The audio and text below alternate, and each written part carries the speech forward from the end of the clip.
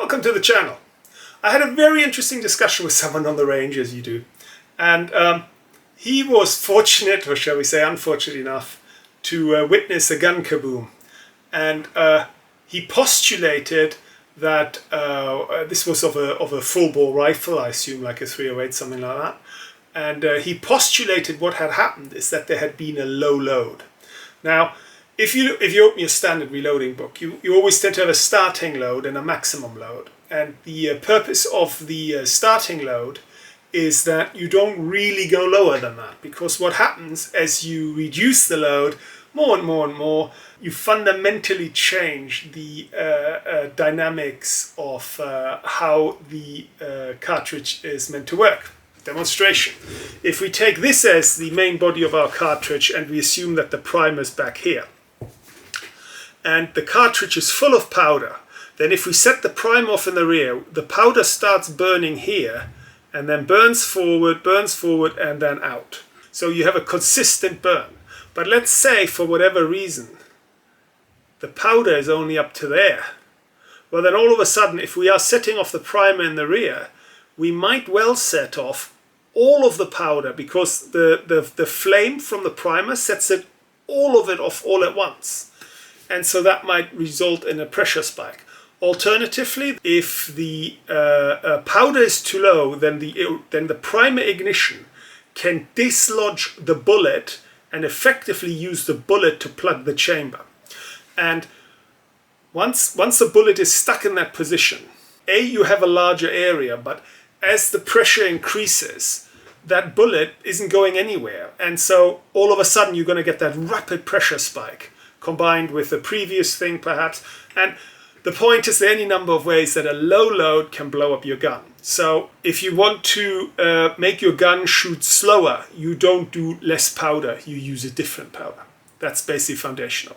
The point that I'm making is that I do believe a low load can destroy a gun. I think there's a sweet spot between just enough powder that you can still create that pressure spike, and just little enough powder that you don't operate the gun normally and you just don't clear that bullet out of the chamber.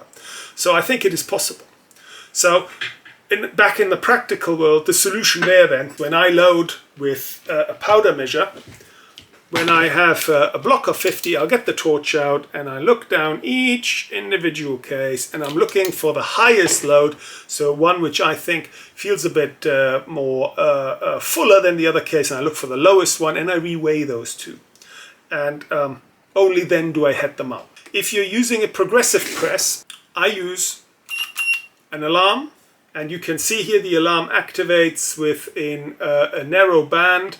So if there's too much powder, or if there's too much powder or too little powder, then the alarm will sound. This is from a Dillon, but that seems to have kept me safe so far. I've never had a gun kaboom or anything like it. Now, I thought his argument made sense, but personally, I suspect, and I have nothing but suspicion, that there's a much easier and much more likely way of producing a guaranteed gun kaboom than a low load, and that is, of course, the powder measure. Following scenario. You're in a hurry. Shooting starts in 10 minutes. You haven't got any ammunition. You're all here.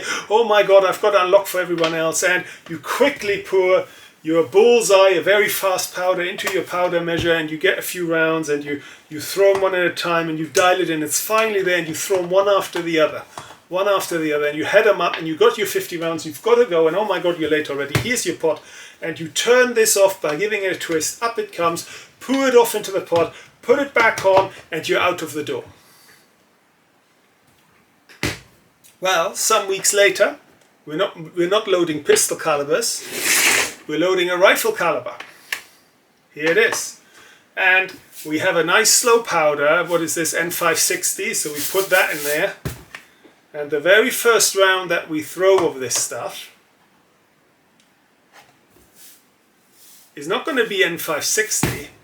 It's going to be bullseye. And that'll produce a gun kaboom almost guaranteed. I think the chances here are reasonably small, because bullseye is a flake powder. And N560, I think, is extruded, So I would expect people to notice the difference, as you weigh and stuff. But I guarantee you, if you have a moderately similar powder, I don't think you're going to notice.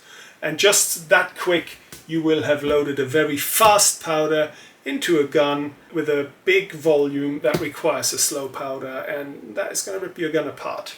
And so the solution there is that before using a powder measure, just throw it a couple of times, make sure it's empty. And you do that when you finish, and you put your powder away, and you do that before you start. And doing those two things, I would be reasonably assured that you could probably reduce gun kabooms by a sizable factor. Anyway, that's it for me for today. I hope this was interesting, and I'll see you next time. Bye-bye.